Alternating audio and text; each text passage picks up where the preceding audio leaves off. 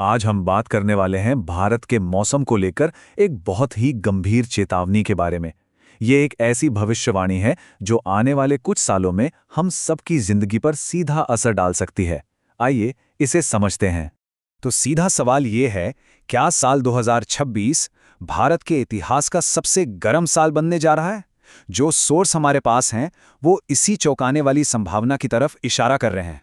तो इस पूरी कहानी को समझने के लिए हम इसे 5 हिस्सों में देखेंगे। सबसे पहले हम जानेंगे कि 2026 के लिए असल भविष्यवाणी है क्या। फिर समझेंगे कि ये सुपर एल नीनो आखिर होता क्या है। इसके बाद देखेंगे कि इससे कौन कौन से संकट एक साथ आ सकते हैं, इतिहास में ऐसा कब हुआ, और आखिर में बात करेंगे इसकी मानवीय कीमत। तो चलिए शुरू करते हैं पहले हिस्से से, 2026 की भविष्यवाणी। ये एक वाकई में चिंताजनक पूर्वानुमान है। तो देखिए, बात यह है कि 2026 के लिए एक सुपर एल नीनो का अनुमान लगाया जा रहा है।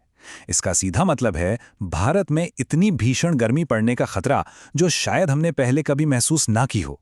ये नॉर्मल गर्मी से कहीं कहीं ज्यादा गंभीर मामला हो सकता है। तब सवाल ये उठता है कि ये सुपर एल नीनो आखिर है क्या भला। चलिए अगले सेक्शन में इसके पीछे की साइंस को थोड़ा समझते हैं। अगर बिल्कुल आसान भाषा में कहें तो super El Nino normal El Nino का ही एक बहुत बहुत ज्यादा ताकतवर रूप है। ऐसा तब होता है जब प्रशांत महासागर का पानी जरूरत से ज्यादा गर्म हो जाता है। मतलब आप इसे एल नीनो का एक बड़ा और कहीं ज्यादा खतरनाक वर्जन मान सकते हैं। अच्छा, तो इसकी जड़ में क्या है? मतलब ये सब शुरू कहां से होता है? सोर्स के मुताबिक इस पूरी घटना का जो मेन ट्रिगर है वो है प्रशांत महासागर की सतह का बहुत ज्यादा गर्म हो जाना, और बस यहीं से वो चेन रिएक्शन शुरू होता है जिसकी बात हम आगे करेंगे। अब आप सोच रहे होंगे कि प्रशांत महासागर कहीं दूर गर्म हो रहा है, तो उससे भारत में संकटों की झड़ी कैसे लग सकती है? हमारा तीसरा सेक्शन इसी डोमिनो इफेक्ट को समझाता है। ये पूरी प्रक्रिया एक चेन रिएक्शन की तरह काम करती है। सोचिए, सबसे पहले प्रशांत महासागर गर्म होता है। ये सुपर एल नीनो को जन्म देता है। इसकी वजह से भारत में जानलेवा लू यानी हीटवेव चलती हैं। फिर इससे मॉनसून कमजोर पड़ जाता है, और आखिर में जब फसलें खराब होती हैं तो खाने पीने की चीजों के दाम आसमान छूने लगते हैं। एक के बाद एक सबको जुड़ा हुआ है। और देखिए, इसका असर सिर्फ खेती या महंगाई तक नहीं रुकता।